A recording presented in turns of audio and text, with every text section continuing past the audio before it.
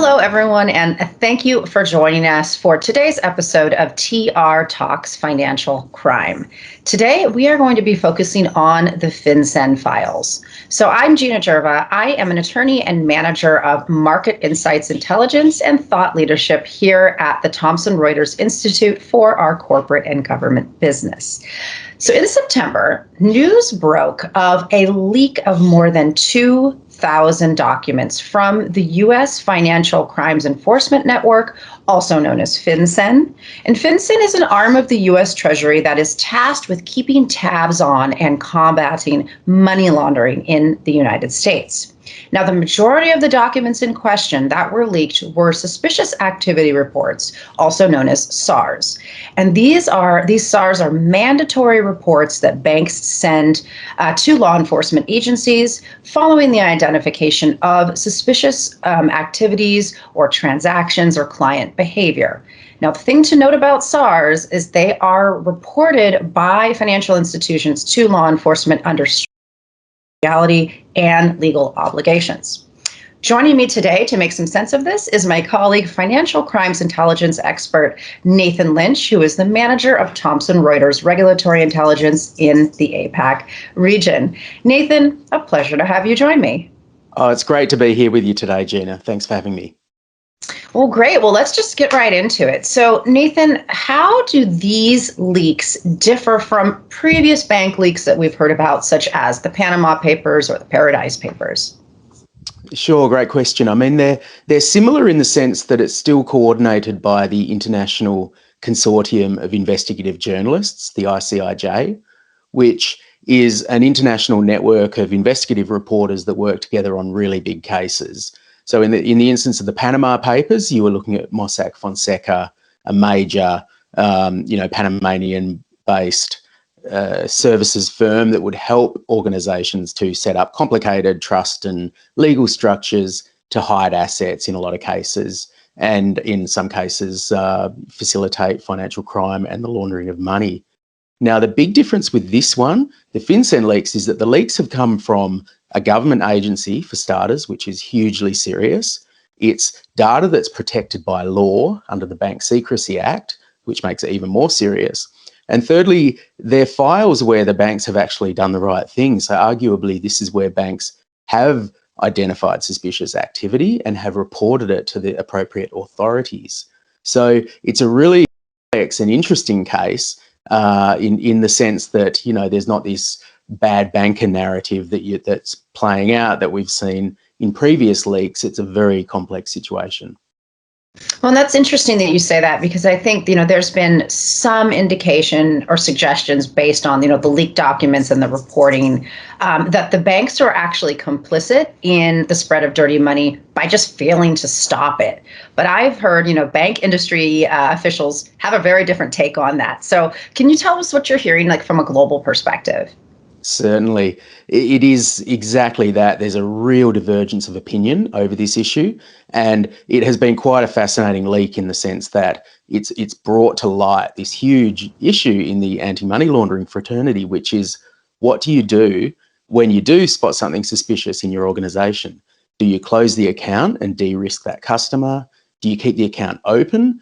Do you keep it open sometimes with the consent or at the request of law enforcement, so that they can do investigations on that customer?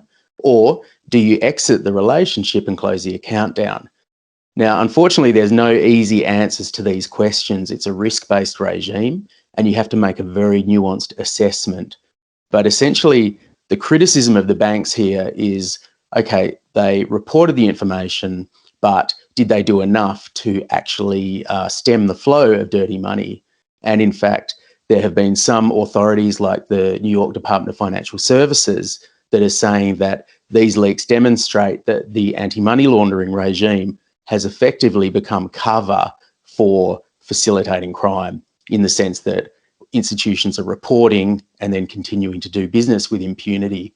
So it's a really fascinating discussion that's taken place. I mean, it is, and I think the leaked SARS, they highlight a really interesting cast of characters too. If you read some of it, everyone from billionaire friends of Vladimir Putin to known terrorist financiers, arms traffickers, and so I guess the question is, from what you're hearing, like what can FinCEN or banks really do differently on a global scale? I mean, FinCEN really only has the authority over U.S. banks, but often these transactions are global in nature. 100%. I mean, the criminal actors exploit borders because with the click of a mouse now with global online commerce, you can set an investigation back by 3 months or even longer. So the complexity and layering of transactions is really hampering financial crime, or hampering the law enforcement industry that's trying to tackle financial crime. People have said to me on the law enforcement side that they have all the rules and none of the money, and the people that they're targeting have all the money and none of the rules, which is a great way of summing it up. So you're really seeing a situation where these FinCEN leaks have shown the importance of public-private partnerships, which we're seeing a real explosion of those, which is a hugely positive development, where in some cases, like down here in Australia, the bank staff actually get seconded into the regulator and the financial intelligence unit and sit alongside government officials and law enforcement officers and tax authorities and experts in the financial crime space to work on cases side by side. So that's a huge game changer. And the other factor that this brings up is the need for more cross-border cooperation. No country can fight financial crime in isolation. Right. I mean, these are borderless crimes, and they don't respect borders, of course. So, I guess the last question I would have for you, if I'm working in a bank and I work in anti-money laundering, financial crimes intelligence, what are a couple takeaways you could give me just in what I should either be doing differently or how I should be approaching my job in maybe a different way? Well, I think it's important to stress at first that people are doing a really great job in this field. Inevitably the media and the public debate focuses on the failures, but it also shows that there's some fantastic people, armies of fantastic people in the private sector doing excellent work in counter financial crime. So, the first takeaway is basically that there are really good people and there's a lot of good things happening. Probably the second takeaway would be that, organizations have to have a really sophisticated, nuanced strategy on exiting customers. They can't go overboard and trigger a whole wave of de-risking like we saw in the remittance sector in a lot of countries, and it led to real financial inclusion problems.